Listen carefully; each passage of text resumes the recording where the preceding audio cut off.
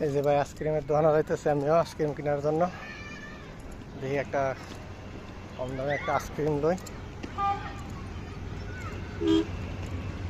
আসসালামু আলাইকুম, এক আইসক্রিম দেবো ভাইয়া। আইসক্রিম বানাইতেছে।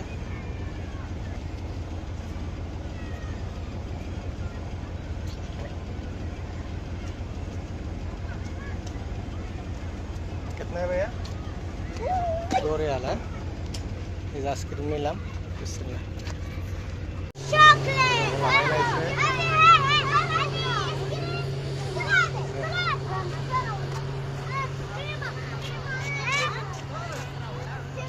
স্যার আইসক্রিম দেখলে ছোটবেলার কাহিনী মনে হয়ে যায়। আগে কত দেশে আইসক্রিম খাইতে চাউল চুরি করে নিতাম সাইলের মটকার থেকে, আমার না কই আব্বার না দেখায়। আল্লাহ, সেই দিন অনেক খাইছে আইসক্রিম চাল চুরি করে করে।